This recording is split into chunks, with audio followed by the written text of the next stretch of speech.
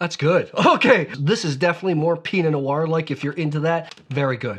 I'm Matthew Horkey. For the last 7 years, I've traveled around the world tasting thousands of wines annually in search of the most unique, exciting, and expensive bottles on the planet. Chianti is a region in the heart of Tuscany, but Chianti Classico is a separate region altogether. For me, there's Chianti, then there's a lot of sub-appellations. Chianti Rufina is well regarded, but at the top for me, Chianti Classico. These are the best wines that have Chianti in the label. To know you're getting a Chianti Classico, you gotta look for that black rooster. These are wines that go great with tomato-based dishes, pasta, meat, pizza. They're high in acid and high in tannin. Chianti Classico might be my favorite appellation for red wine in the world. There is a history of making great red wine in Chianti Classico. The old recipes in the 18th and 19th century said that you should only use red grapes for long, age-worthy wines. However, in the late 60s under appellation laws, when Chianti Classico became a DOCG, white grapes were required to be blended into Chianti Classico, Malvasia and Trebbiano.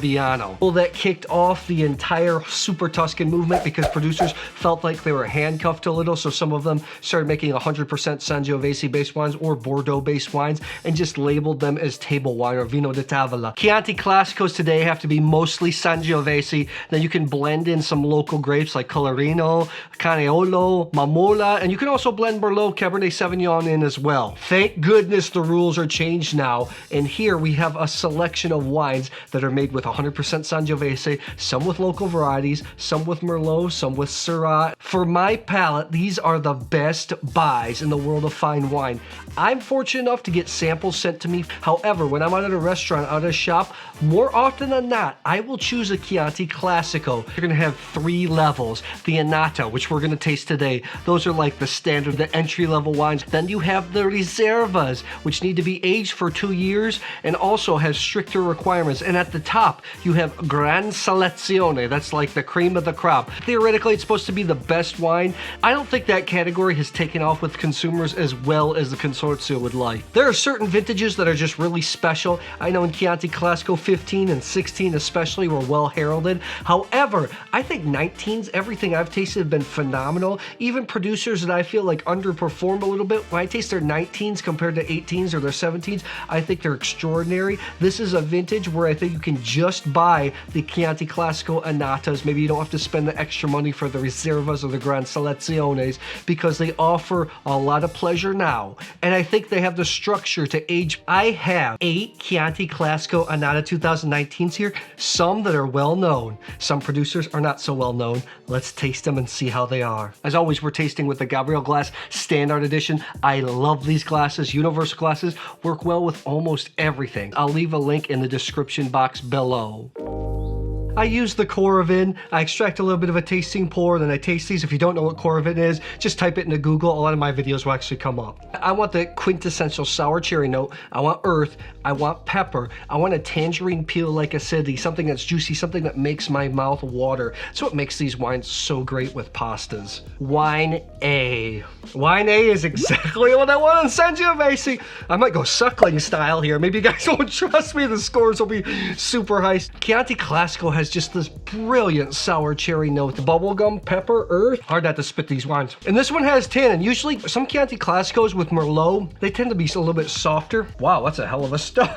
The tannins are chewy. You know, it's not too dry. Let's go with Wine B. Wine B has a little bit more darker fruit. Chianti Classicos, I prefer some more sour cherry fruit. This is more dark cherry in style. I'm well aware that some people like darker fruits. I'm more of a red fruit guy. So if you're a dark fruit guy, you're gonna like this. Or gal, sorry. The acidity, it's peppery. I would say the first one, whatever Wine A was a little bit more complex, but this is gonna be a crowd pleaser. It's just dark fruit all the way up front, has that nice long finish, that tangerine peel acidity. It's very enjoyable wine. Good start. Wine C, wow. Wine A and C is complex because, you know, when you get started in wine, a lot of times you just want fruit, fruit, fruit. As you get kind of more into wine, you start to crave more of those earthy notes. That's what you're getting here. Sour cherry, earth, a little bit of funk, but it's not too much. little bit of armpit. That's good. I like in Chianti Classico because you could use slightly different grapes, even though most of it should be sangiovese. But Chianti Classico has different communes, also has a lot of different hills, a lot of different terrains, vineyards. It's actually quite alpine. People don't realize until you go there. Vineyards go up to 600 meters, almost 2,000 feet. So there's a lot of room for the wines to be different. And between wine C and D, it's like the same, but yet it's different. This is more leathery. You start to get some leather, some tobacco out of this. Wine D is a little bit more austere, and what I mean by that, it's not as fruity on the finish. You get like the savory, leathery, salty type finish, which not everybody's gonna enjoy. Me personally, I love it. I would like to have that with meats. The tannins are grippy. Here's the thing about 2019. Sangiovese in itself can be a pretty tannic grape, but the tannins in 2019 are just nice. They grip the palate, they massage the palate. Wine E shows a little bit more wood. Usually Sangiovese doesn't, you don't want to have a lot of wood because it kind of suffocates the prettiness of the grape. I smell it. That doesn't mean it's bad. It just, the wood comes out a little bit more in wine E. When I'm scoring this, when I'm grading it, it's like that moment in time. Think about maybe like some ex-boyfriend or ex-girlfriend that you have. Really hard to rate them. You know, maybe when you got together, they were great. They were like 99 points. Maybe as things go a little bit sour, they start to get in 80s, 70s. Maybe you break up, they shoot up in score, or maybe they go way down. Wine is a living thing. It changes. It's hard to score wines. It really is difficult. You get a little bit more wood. That's the thing that stands out different between this wine, which some people are gonna like, so a little bit more mocha notes, dark cherry, pepper.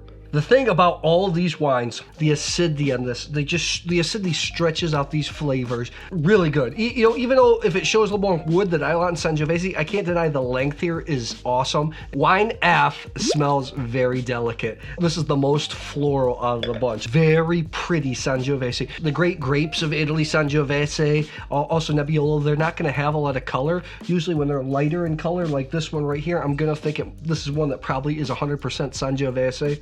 Floral raspberry, this is just pretty. This is a divisive wine, wine F, because it's something that I'm gonna like, but not everybody's gonna like. I like more medium bodied, delicate wines. This is definitely more Pinot Noir like if you're into that. Very good. Wine G also shows just a tad more wood, some pencil, almost like pencil shaving stuff that I kind of get in Right Bank Bordeaux. Now that like the tart cherry comes out, this is like some cedar type notes starting to come out.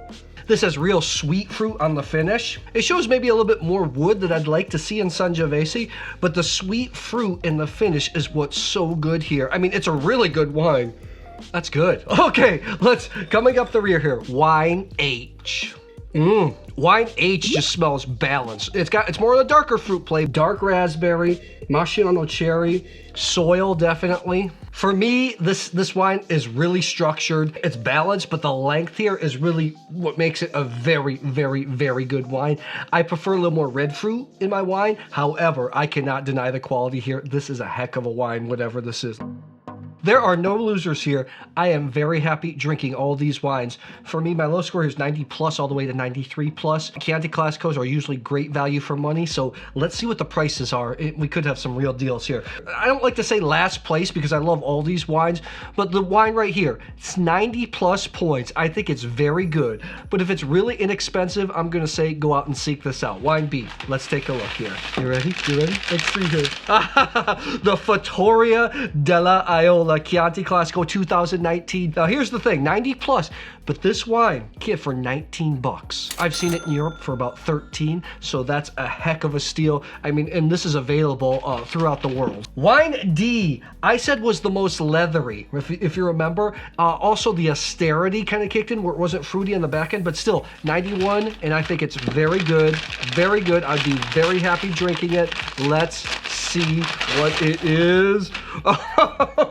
This is a classic. This is the Felsina Berardenga Chianti Classico 2019. 28 bucks, 100% Sangiovese. This doesn't surprise me. 91, still very good wine, but Felsina wines, I feel like always show better with 5 to 10 years of age. Really classic producer, warmer style. I think this will show better with time. Okay, moving on. We have two wines that tied at 92 points. Wine C, I said, has a touch of funk. Still, 92 points. I think it's very, very, very good. Let's take a look here. Okay. The Riecine Chianti Classico 2019. This is 29 bucks. I remember this producer, I met him actually in Hong Kong at a James Suckling tasting of all places. And then I went and visited the estate and he was like, don't call it a normal wine because we take a lot of care in this. Usually is made with Merlot, but this vintage 100% Sangiovese, very nice. Touch of funk. I'm surprised because usually I don't pick that up. And I'm not talking about Brett. It's not too smelly, but just that little bit of tradition, which I like. Okay, tied with that is Wine F. This is floral. Remember, this is, I said, is the most Pinot Noir like. This is a wine that I'm gonna like a lot. Maybe not everybody likes so much. Here we go. You ready to reveal? Ready to reveal? Pinot Noir lovers, take note here. This is what Chianti Classico can... I had a feeling it was this wine because I was just at the estate. This is the Badia e Coltibuono Chianti Classico 2019, 22 bucks. Heck of a bargain. This is mostly Sangiovese with some local varieties. Aiola, Colorino, Mamola, I think, in it. I really like this style, Chianti Classico, just delicate. It's beautiful.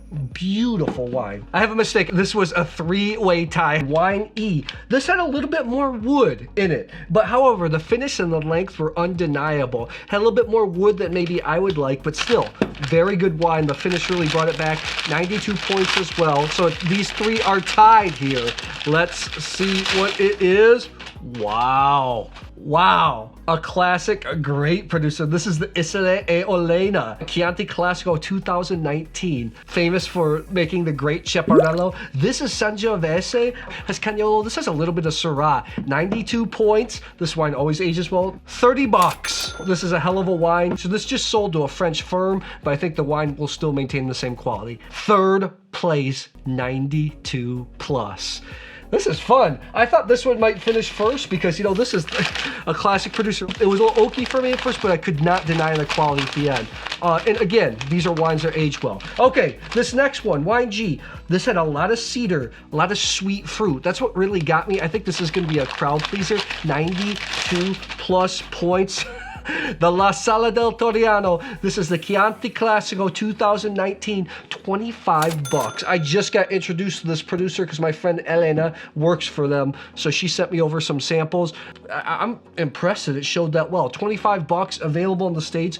This has mostly Sangiovese and some Merlot in it to soften up. I said the sweet fruits, that's probably why I picked it up. Okay, all right, you ready to reveal the top two? You ready? You ready? And before we get to the top two, I want to let you know to subscribe to the YouTube channel, click the bell so you know when new videos are coming out. I've got a lot of great stuff coming up, including a Chianti Classico Reserva tasting, a Super Tuscan tasting, and an awesome Sangiovese versus another great grape tasting. Okay, I went back and forth between Wine A and Wine H. And then I went back and I tasted it again to see what I want. Let's go Wine A here. 93 points. Sour cherry, pepper, long finish, just tannin, beautiful. It's just what I want in Chianti Classico. That's all, you know, it's just, this was just a good wine. It was nice. The Montefioralle Chianti Classico 2019, 93 points, 20 bucks. 20 bucks. Last time I had their wines was years ago. I thought some of them were a little touch maybe too funky. They've cleaned them up. Wow. Except like really good. Like Montefioralle, kudos to you. And the winner. This was just soily, had a nice mix between black raspberry, you know, a little bit of black cherry, earthy. The thing is, it's just balanced, and the length really, to me, made it 93 plus points. You ready?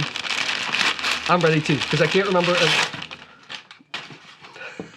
The Istine Chianti Classico 2019. This is their basic wine. This is 22 bucks. Young rock star winemaker, and that's all you need to know. Wow. So tell me, do you guys love Chianti Classico as much as I do? Do you have any favorite producers? There are hundreds of producers. I couldn't include them all, so drop some that you like in the comments below. Thanks a lot. I'll see you soon.